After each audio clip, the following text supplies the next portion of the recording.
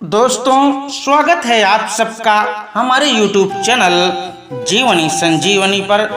दोस्तों, कैसे हैं आप लोग? आई होप आप सब बहुत अच्छे होंगे। चलिए हम आपको एक कहानी सुनाते हैं। कहानी का शीर्षक है बुद्धि का बल। दोस्तों, इस कहानी को सुनने से पहले आप हमारे चैनल को सब्सक्राइब करें और वीडियो को एक लाइक जरूर कर दें। दोस्तों, आपके लाइक एवं सब्सक्राइब से हमें मोटिवेशन मिलता है। तो चलिए शुरू करते हैं आपके लिए कहानी बुद्धि का बल।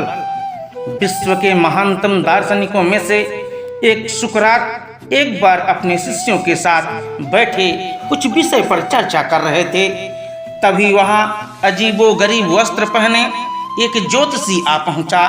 वह सबका ध्यान अपनी ओर आकर्षित करते हुए बोला, मैं ज्ञानी हूँ, मैं किसी का चेहरा देखकर उसका चरित्र बता सकता हूँ। बताओ तुम में से कौन मेरी इस विद्या को परखना चाहेगा? शिष्य सुकरात की तरफ देखने लगे। सुकरात ने उस ज्योतिषी से अपने बारे में बताने के लिए कहा।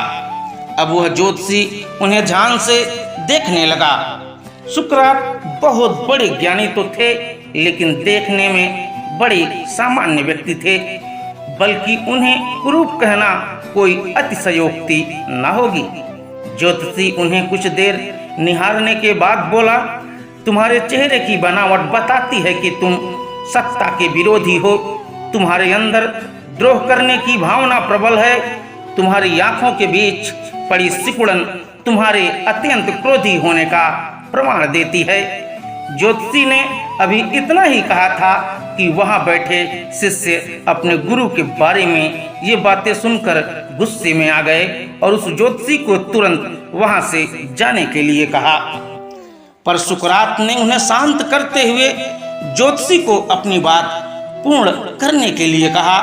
ज्योतिषी बोला, तुम्हारा बेडौल सिर और माथे से पता चलता है कि तुम एक लालची ज्योतिषी हो और तुम्हारी ठुड्डी की बनावट तुम्हारे सन की होने की तरफ इशारा करती है।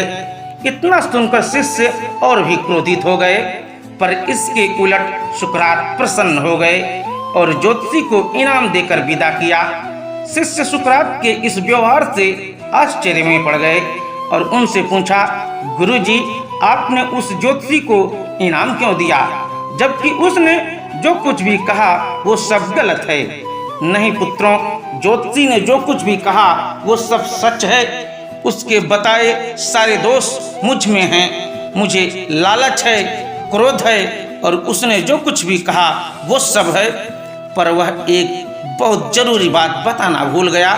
उसने सिर्फ बाहरी चीजें देखी, पर मेरे अंदर के विवेक को नहीं आंक पाया, जिसके बल पर मैं इतनी सारी बुराइयों को अपने वश में किए रहता हूँ। बस वह यही चूक गया। वह मेरे बुद्धि के बल को नहीं समझ पाया। सुकरात ने अपनी बात पूर्ण की। मित्रों, यह प्रेरक प्रसंग यह बताता है कि बड़े से बड़े इंसान में भी कमियां हो सकती हैं, पर यदि हम अपनी बुद्धि का प्रयोग करें तो सुकरात की तरह ही उन कमियों से पार पाया जा सकता है। दोस्तों, अगर कहानी आपको अच्छी लगी हो तो कहानी को आप अपने दोस्तों के बीच शेयर जरूर करें। आपने अपना अमूल्य समय दिया कहानी सुनने के लिए, हम आपका धन्यवाद अदा करते हैं। मिलते हैं कल एक और नई कहानी के साथ। तब तक के लिए जय हिंद, जय भारत, वंदे मातरम।